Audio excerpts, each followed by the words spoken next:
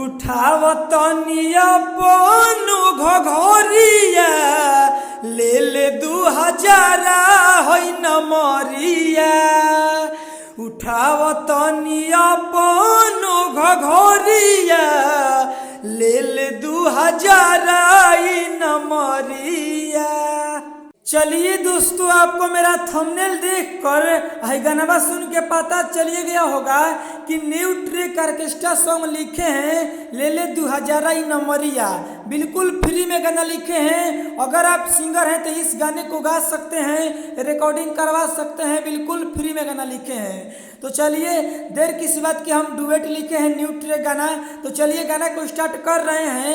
गाना को स्टार्ट करने से पहले चैनल पर नए हैं तो सब्सक्राइब कर दीजिए, लाइक कर दीजिए। अब मेरा नाम जान लीजिए, मेरा नाम है राइटर राजा सिंघनिया। तो चलिए गाना को स्टार्ट कर रहे हैं। स्क्रीन पर देखिए, लेट्स गो। चलिए दोस्तों, ये मुखड़ा है, हम मुखड़ा को गा रहे हैं। जहाँ एफ है वहाँ लड़की गाती है, जहाँ एम है वहाँ लड़का गाता है। तो पहले लड़की बोलती है, देख के पोसा के भकुआइली रोहिलस, ओही खाती सब पगलाइली रोहिलस। हो हाँ हाँ, देख के पोसा के भकुआइली रोहिलस, ओही खाती सब पगलाइली रोहिलस। अनस में नसाइली बड़स, खाई के लहरिया। तब लड़का बोलता है, उठावतनिया पनु घघरिया ले ले 2000 होई नमरिया। उठावतनिया पनु घघरिया ले ले 2000 नमरिया। चलिए दोस्तों, ये अंतरा है, हम पहली का अंतरा को गा रहे हैं। ना डोर ताड़े रे, सेंडिल खोजो ताड़े रे, तोरा लेखाया छाया छा पाछा कर ताड़े रे। तब लड़का बोलता है, रात भर जितना मजा लेवे के तू ले, घटे वाला चीजिया नहीं हमारा के दे। बोलू न बोलिया ऐसे चली जाई गोलिया। उठावतनिया पनु घघरिया ले ले 2000 होई नमरिया। उठावतनिया पनु घघरिया ले ले 2000 नमरिया।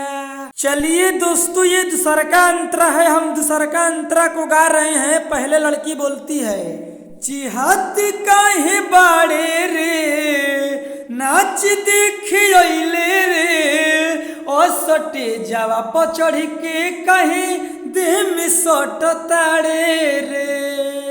तब लड़का बोलता है, ऐसे न बोलू तू, चढ़ बढ़ के बोली, मरद हाई खाटी कोई रे, मार दे हम गोली। राजा सिंघनिया तू धरो न कमरिया। उठावतनिया पनु घघरिया ले ले 2000 नमरिया।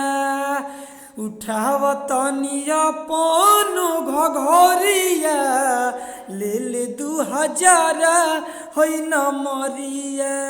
चलिए दोस्तों, गाना समाप्त हो गया है। अब मेरा बतिया को ध्यान से सुन लीजिए। अगर आप सिंगर हैं, इस गाने को गाना चाहते हैं तो गा सकते हैं, रिकॉर्डिंग करवा सकते हैं। बिल्कुल फ्री में लिखे हैं, पहले ही हम बताए थे। लेकिन अगर इस गाने को गा रहे हैं तो इसमें मेरा नाम डाल दीजिएगा गीतकार में, राइटर राजा सिंघनिया। इस गाने को गा सकते हैं। बहुत सारे सिंगर क्या करते हैं कि नाम नहीं डालते हैं, तो भाई ऐसा मत करिए, किसी का क्रेडिट आप मत लीजिए। अगर आप सिंगर हैं, मेरा लिखा हुआ गाना गा रहे हैं तो उसमें मेरा नाम डाल दीजिए। इस गाने को गा सकते हैं, रिकॉर्डिंग करवा सकते हैं, कोई दिक्कत नहीं है। चलिए विशेष नहीं बोलेंगे। अगर आप इनसे भी बढ़िया, इनसे भी बेस्ट कोई गाना लिखवाना चाहते हैं, स्क्रीन पर मोबाइल नंबर है, कॉल करके आप हमसे पर्सनली गाना लिखवा सकते हैं। इनसे भी बढ़िया, इनसे भी बेस्ट। चलिए विशेष नहीं बोलेंगे। चैनल पर नए हैं तो सब्सक्राइब कर लीजिए, लाइक कर दीजिए। अगली वीडियो में मिलेंगे, इसके लिए बाय बाय।